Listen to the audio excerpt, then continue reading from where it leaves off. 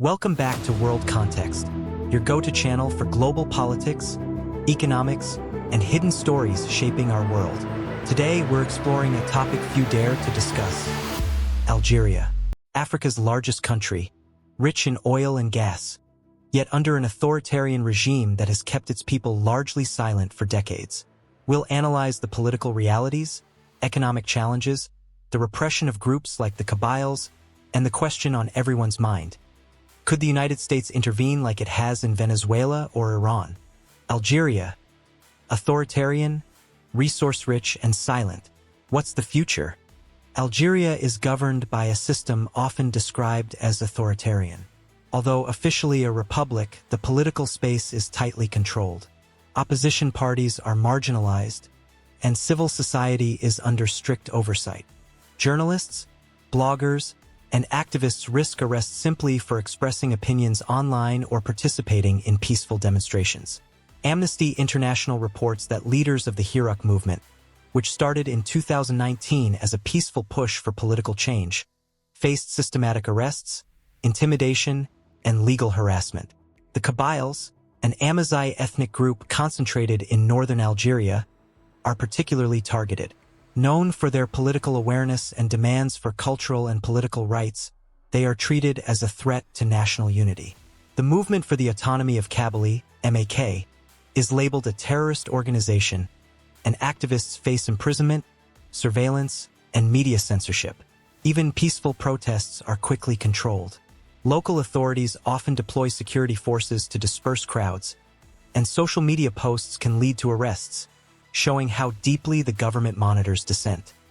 So how does the Algerian government maintain control? The methods are varied and systematic. 1. Legal repression. Activists, journalists, and ordinary citizens face criminal charges for criticizing authorities, often under vague threats to national security. 2. Media control.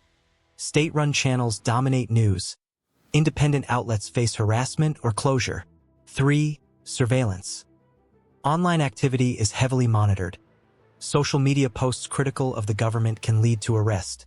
4. Cultural suppression. Groups like the Kabyles are marginalized to limit political and cultural influence. 5. Arbitrary imprisonment. Peaceful protesters, students, and activists are regularly jailed without fair trials. 6. Control of public discourse. Laws regulating information and public gatherings limit freedom of speech and assembly. Together, these methods create an environment where public dissent is risky, independent thought is limited, and loyalty to the regime is enforced. Algeria's economy heavily depends on oil and gas. Hydrocarbons account for over 80% of exports and nearly half of government revenue. Despite this wealth, the country faces major challenges. High unemployment. Overall unemployment is around 12 to 13%, but youth unemployment exceeds 29%, leaving millions without work.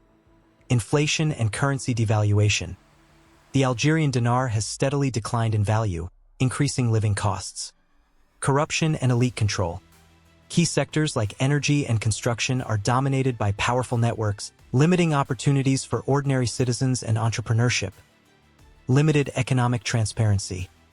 Unlike neighbors such as Morocco, Algeria lacks an active stock. Exchange and official data on industry, investment, and employment is scarce.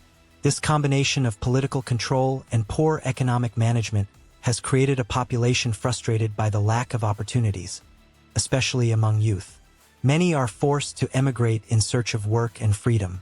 In comparison, Morocco is actively diversifying its economy, attracting foreign investment, and developing sectors like technology and tourism, showing how governance choices directly impact national development. Why doesn't the world intervene?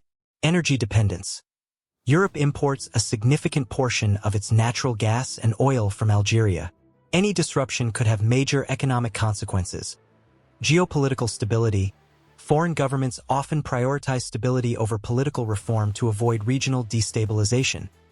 Risk of intervention. Military or direct intervention carries enormous risks, including humanitarian crises and power vacuums. Even though human rights abuses are well documented, global powers often opt for diplomacy, economic engagement, and quiet influence rather than direct confrontation. Could the United States intervene in Algeria? The short answer, very unlikely in the near future. Unlike Venezuela or Iran, Algeria is strategically critical for Europe's energy supply. Intervention could destabilize the region, disrupt global energy markets, and create unintended consequences. However, the U.S. is monitoring the situation closely. Pressure may be applied behind the scenes through diplomacy, economic policies, or support for civil society. But direct military action is extremely unlikely.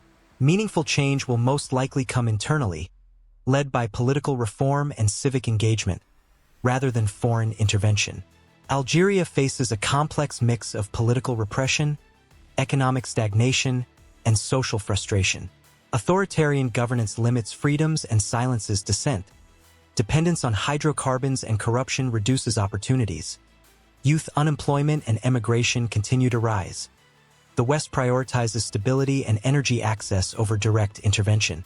The future of Algeria depends on internal reform, civic engagement, and long-term political evolution, rather than expecting a foreign power to impose change. To stay informed about global politics, economics, and hidden stories shaping our world, subscribe to World Context and hit the bell to never miss an update. If you found this video insightful, like it and share your thoughts in the comments. What do you think about Algeria's future?